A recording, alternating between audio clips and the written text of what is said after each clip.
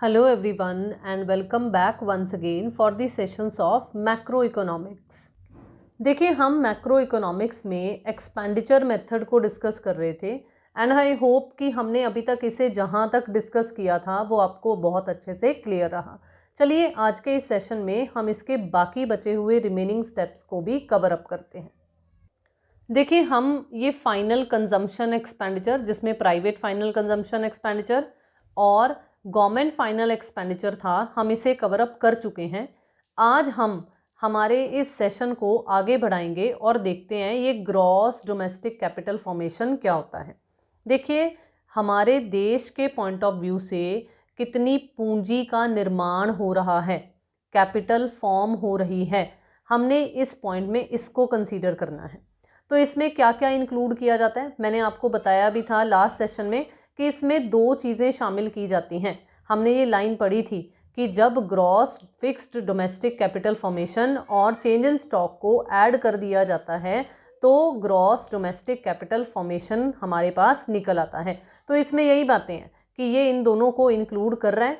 अब ये gross fixed capital formation क्या होती है, देखो इसमें कुछ चीज़ों की एस्टिमेशन निकालनी होती है। जैसे सबसे पहला जो एस्टिमेशन है वो है एक्सपेंडिचर ऑन कंस्ट्रक्शन। हर एक देश में बड़ी बड़ी बिल्डिंग्स, डैम्स ये कंस्ट्रक्ट किए जाते हैं। तो ये जो एक्सपेंडिचर होता है, क्योंकि इन्हें बनाने में खर्चा लगेगा ना, एक्सपेंडिचर लगेगा, ब्रिक्स लगेंगी, सीमेंट लगेगा, तो इसलिए ये expenditure on construction gross fixed capital formation के लिए इंक्लूड किया जाता है।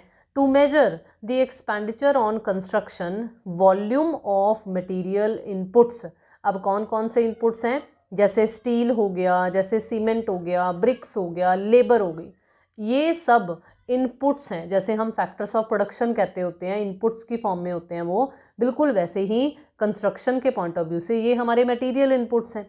तो इनको जब हम मल्टीप्लाई करेंगे, is multiplied by the price paid by the builder. तो जो बिल्डर के द्वारा प्राइस पे किया जा रहा है, चाहे वो स्टील को खरीदने के लिए है, चाहे वो सीमेंट को खरीदने के लिए है, तो ये सब चीज़ें जो हैं वो उसके द्वारा किया गया एक्सपेंडिचर कहलाया जाएगा। वो कैपिटल फॉर्मेशन करने में मदद कर रहा है, पूंजी का निर्माण कर रहे हैं। So this way of calculating expenditure is called commodity flow approach. अब क्योंकि इस पर कमोडिटी पर जोर दिया जा रहा है ना, तो इसलिए इसे कमोडिटी फ्लो अप्रोच कहा जाएगा। Expenditure on new construction is calculated by adding in it compensation of employees, interest, rent and profit. Expenditure on new construction includes the following. अब देखो जब नई नई कोई बिल्डिंग कंस्ट्रक्ट की जा रही है तो उसमें और क्या ऐड कर दिया जाता है, उसमें एम्प्लॉयज़ के द्वारा अगर एम्प्लॉयज़ को अगर एम्प्लॉयर कोई कंपनसेशन पे करता है तो वो भी इंक्लूड कर लिया जाता है। अगर वो कैपिटल उसने लोन के थ्रू रेज की हुई है तो वो उस पर इंटरेस्ट पे कर रहा है, या लोन के थ्रू नहीं भी की हुई है तो भी हमें पता है कि भाई कैपिटल यूज़ करने के अगेंस्ट बिजनेस और बिजनेसमैन अलग अलग होने की वजह से वो जो अकाउंटिंग कंसेप्ट्स हैं थोड़े से, तो इंटरेस्ट पे किया जाता है। बिल्कुल ऐसे ही लैंड को यूज़ करने के बदले रेंट आ जाता है, तो ये सब भी इंक्लूड कर लिए जाते हैं, शामिल कर लिए जाते हैं। अब आपको बता रखा है कि एक्सपेंडिचर अगर नई कंस्ट्रक्शन का है तो उसमें क्या क्या इंक्लूड किया जाता है। इसमें इंक्लूड किया जाता है production of self owned immovable property by all the producing enterprises. हर एक प्रोड्यूसिंग एंटरप्राइज मतलब हर एक वो मैन्युफैक्चरिंग एंटरप्राइज जो प्रोडक्शन का काम कर रही है, वो जो भी इमूवेबल प्रॉपर्टी, अब जैसे लैंड है वो मूव नहीं कर सकती ना एक जगह से दूसरी जगह पर, वो एक ही जगह पर फिक्स्ड है। तो अगर वो उनके द्वारा खरीदी गई है तो वो उस पे एक्सपेंडिचर में इंक्लूड की जाएगी, मतलब उसकी वैल्यू एक्सपेंडिचर में इंक्लूड की जाएगी। बिल्कुल ऐसे ही purchase of new houses by consumer household. अब हाउस होल्ड सेक्टर में जो कंज्यूमर्स हैं या जो हाउस होल्ड सेक्टर है उसमें अगर कोई इंडिविजुअल नया घर खरीद रहा है तो वो उसके द्वारा किया गया एक्सपेंडिचर है। Work in progress eight construction sites. अब बहुत सारी ऐसी रियल एस्टेट सेक्टर में कंपनीज़ होती हैं जो कंस्ट्रक्शन करती हैं, तो उनके द्वारा कई बार 2-2 साल, 4-4 साल, 10-10 साल प्रोग्रेस चलती रहती होती है। मतलब जैसे कई बार कई लॉन्ग टर्म रनिंग प्रोजेक्ट्स होते हैं, टाइम लेकर बनते हैं, तो वो वर्क इन प्रोग्रेस उन पर जो साथ साथ में एक्सपेंडिचर किया जा रहा है तो वो भी नई कंस्ट्रक्शन के पॉइंट ऑफ व्यू से इंक्लूड किया जाता है।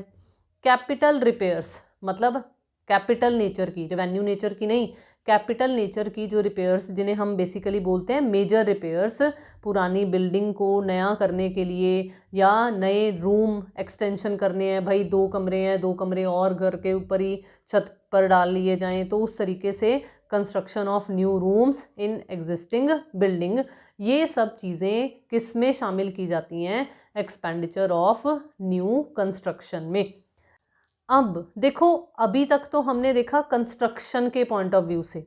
अब है हमारे पास कि कंस्ट्रक्शन नहीं हो रही है, लेकिन फैक्ट्री में मशीनरी इंस्टॉल की जा रही है, इक्विपमेंट्स खरीदे जा रहे हैं। So the final expenditure on machinery and equipment, ये भी ग्रॉस फिक्स्ड कैपिटल फॉर्मेशन में ही इंक्लूड किया जाता है। So the expenditure on machinery and equipment is calculated in 2 ways. The volume of their final sales is multiplied by the retail prices prevailing in the market. एक तो तरीका ये है कि भाई जो वॉल्यूम है, मतलब जो क्वांटिटी है, उसे रिटेल प्राइसेस से मल्टीप्लाई कर दो, वो एक्सपेंडिचर वैल्यू निकल आएगी। फिर से following the commodity approach, the volume of machinery and equipment produced in the current year is found and it is multiplied with the prices paid by the purchaser, कि खरीदने वाले ने कितना पैसा पे किया है। जैसे उसमें था ना, हमने बिल्डर ने कितने पैसे पे किए हैं, तो इसलिए वो कमोडिटी फ्लो अप्रोच थी। तो यहाँ पर भी वही बात आपको लिखी गई है कि कमोडिटी फ्लो, पहले कमोडिटी कितनी फ्लो कर रही है, कितना फ्लो है गुड्स एंड सर्विसेज का, वो पता लगाओ और फिर उसके बाद प्राइजेस से मल्टीप्लाई किया। तो एक तो ये कंसेप्ट आ गया। तो from both methods we get the same total value of own account production of machinery and equipment is added to it. तो दोनों मेथड से ही हमें सेम टोटल पता लगता है।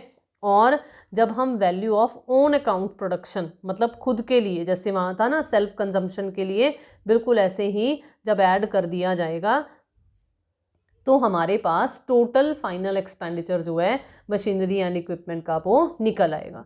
अब देखिए हमारे पास नेक्स्ट पॉइंट इसी में क्या है, सेकंड पॉइंट हमारे पास था चेंज इन स्टॉक का। चेंज इन स्टॉक वाला कंसेप्ट कोई नया नहीं है, जैसे हमने प्रोडक्ट मेथड में देखा था सेम वही कंसेप्ट है, बस इसमें आपको क्या बता रखा है कि change in stock is measured by multiplying the volume of physical change with the market prices of the stock, की स्टॉक की क्या मार्केट में वैल्यू चल रही है, मार्केट प्राइस क्या है, इससे हम मल्टीप्लाई कर सकते हैं। तो हमने ये स्टॉक के चेंज को लेना कैसे, देखो इसमें है कि change in stock is estimated by deducting opening stock from the closing stock. तो अपने ये फॉर्मूला दिमाग में रखना है कि चेंज इन स्टॉक किसके बराबर होगा, closing stock minus opening stock के बराबर होगा। तभी पता चलेगा ना कि ड्यूरिंग द ईयर कितनी प्रोडक्शन हुई है। अब देखिए इसके रिगार्डिंग भी एक इम्पॉर्टेंट नोट है, वो नोट क्या है, देखो unsold stock of the producers are deemed as purchased by the producers themself. जैसे कई बार होता है ना, जैसे मान लो कोई बेकरी की शॉप है, अब अगर वो पेस्ट्रीज़, पैटीज़, इन सब चीज़ों में अगर डील कर रहा है, तो अगर वो नहीं बिक पा रही हैं तो वो सेल्फ कंजम्पशन के लिए घर ले जाएगा, वो खुद कंज्यूम कर लेगा या अपने बच्चों को देगा खाने के लिए। लेकिन बासी अगर रखेगा नेक्स्ट डे अगर, तो वो वही अगर सेल करेगा, ज़्यादा बासी अगर करेगा तो क्या होगा, ख़राब सेल करने की वजह से वो अपने कस्टमर्स को लूज़ कर सकता है। तो इसीलिए माना ये जाता होता है कि जो स्टॉक सेल नहीं हो पाता है प्रोड्यूसर्स के द्वारा, वो प्रोड्यूसर्स ने खुद के लिए, देमसेल्व्स के लिए परचेज कर लिया। विच इज़ वाई, इसीलिए या दैट इज़ वाई जिसे हम बोलते हैं change in stock is treated as investment expenditure by the producer. तो इसीलिए जो चेंज इन स्टॉक है उसे इन्वेस्टमेंट एक्सपेंडिचर मान लिया जाता है कि प्रोड्यूसर ने एक तरीके से अपना पैसा इनमें इन्वेस्ट किया है। This is an essential requirement to strike an identity between market value of the final goods and services and expenditure on final goods and services produced during an accounting year। तो ये identity establish करने के लिए कि भाई हाँ जो बिका है या जो बनकर तैयार हुआ है वो बिक गया है, इसीलिए जो एक्सपेंडिचर्स हैं, एक्सपेंडिचर की फॉर्म में जो वैल्यू उभर कर आती है, मॉनेटरी वैल्यू उभर कर आती है, वो बराबर हो, तो ये चेंज इन स्टॉक को बीच में शामिल कर दिया जाता है। Now next and the last one concept जो इस मेथड के अकॉर्डिंगली है वो है नेट एक्सपोर्ट्स का। ये क्या होता है? देखो, जहाँ पर भी वर्ड नेट आ जाए ना, इसका मतलब है कि कुछ ग्रॉस वैल्यू में से कुछ माइनस किया जा रहा है। अब एक्सपोर्ट्स की बात की जा रही है। जब rest of the world sector की बात आती है तो हमारे दिमाग में दो बातें आती होती हैं, एक होता है इंपोर्ट और एक होता है एक्सपोर्ट। जब यहाँ पर हम नेट एक्सपोर्ट्स की बात कर रहे हैं तो इट्स ऑब्वियस कि क्या होगा कि एक्सपोर्ट्स में से इंपोर्ट्स के इफेक्ट को निकाल दिया जाएगा, तो हमारे पास नेट एक्सपोर्ट्स निकलेगा। So net export is the difference between export and import, मतलब निर्यात और आयात का जो डिफरेंस होगा एक 1 ईयर के दौरान, पर्टिकुलर ईयर के दौरान, उसी को हम नेट एक्सपोर्ट्स बोलेंगे। अब आपको बस इतना पता होना चाहिए कि एक्सपोर्ट्स क्या होते हैं और इंपोर्ट्स क्या होते हैं। देखो, exports refer to the goods and non factor services sold by one country to the other. Simple भाषा में अगर मैं आपको समझाऊं तो दूसरे देश को सेल करना, गुड्स एंड सर्विसेज सेल करना, इसको हम बोलेंगे एक्सपोर्ट। जैसे India exports jute, textile, tea, pearls etcetera to the rest of the world. Likewise India exports non factor services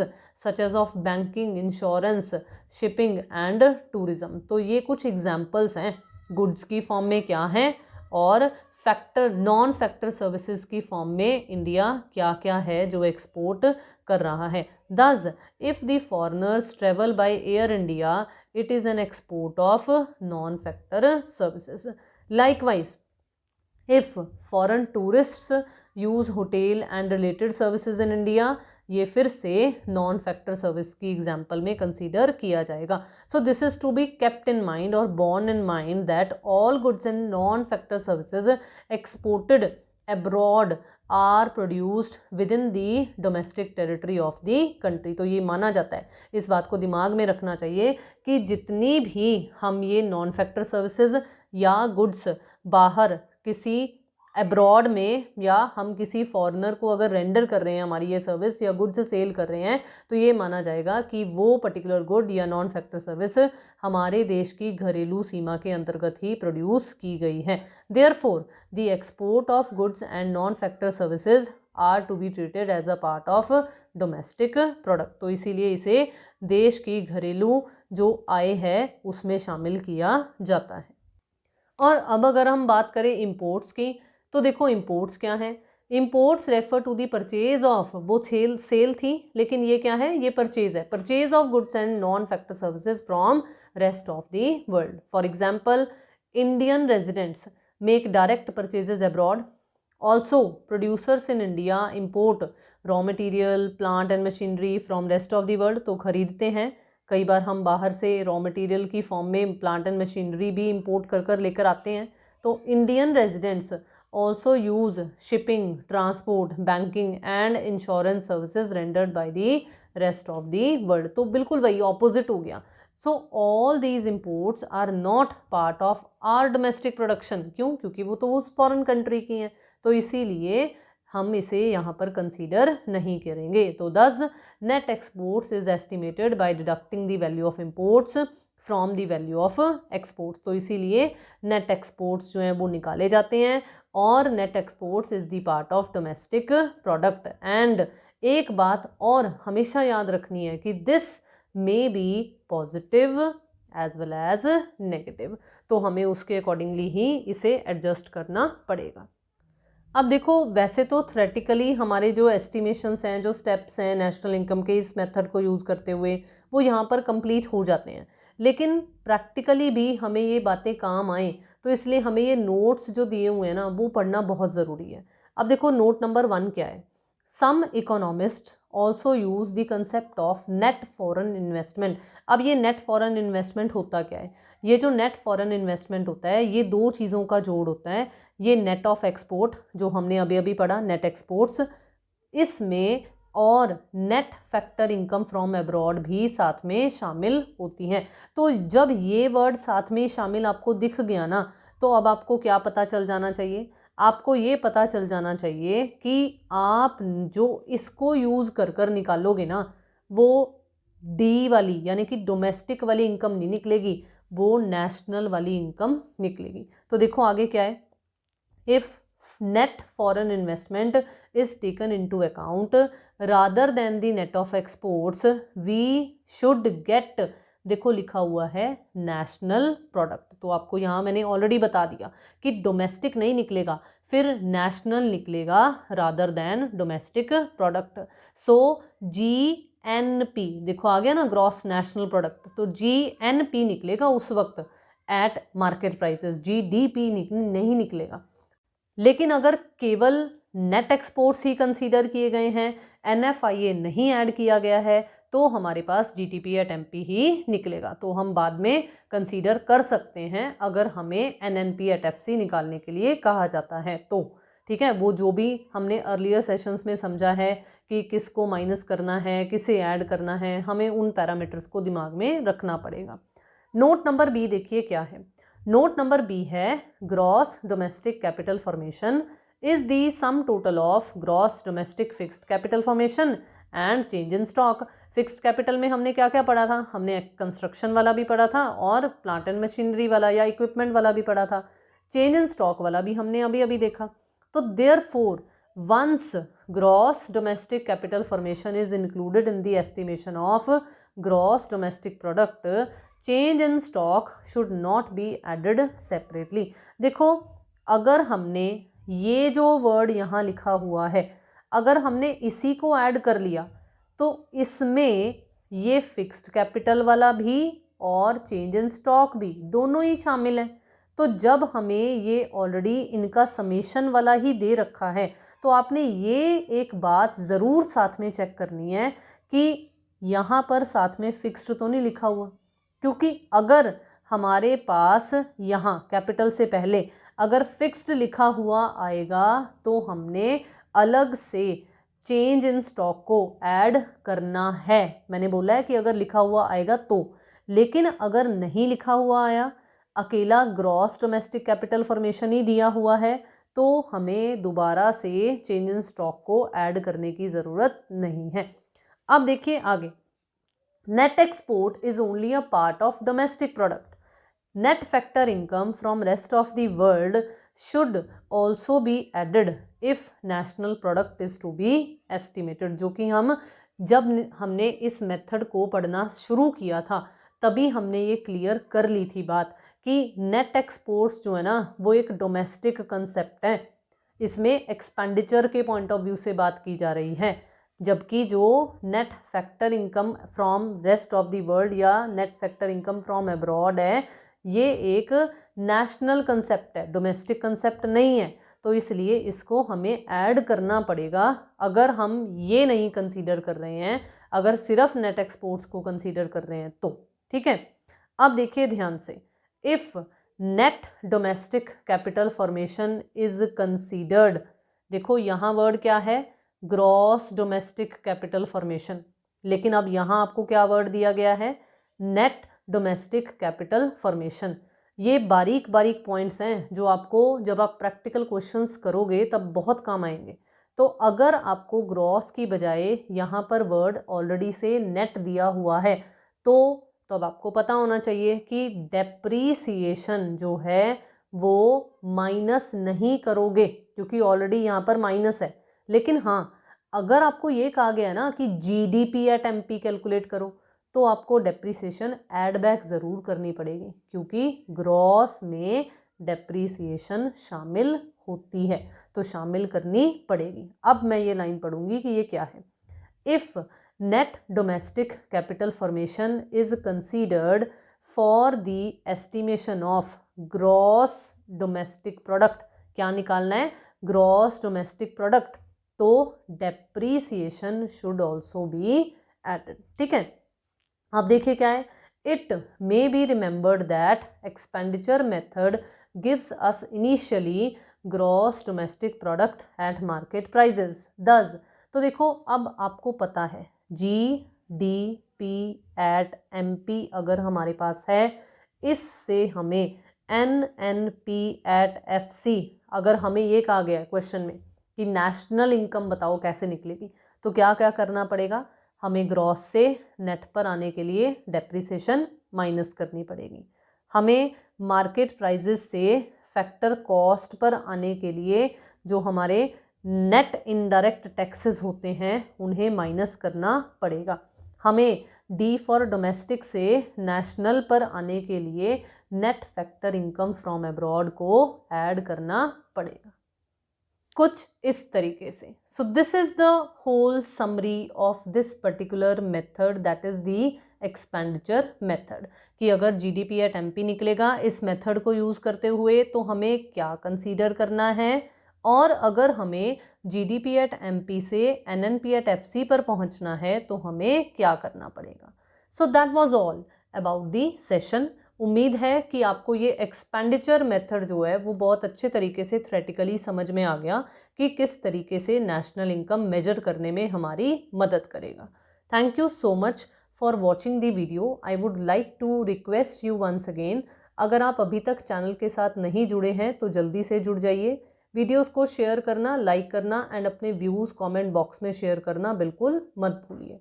thank you so much once again and have a nice day.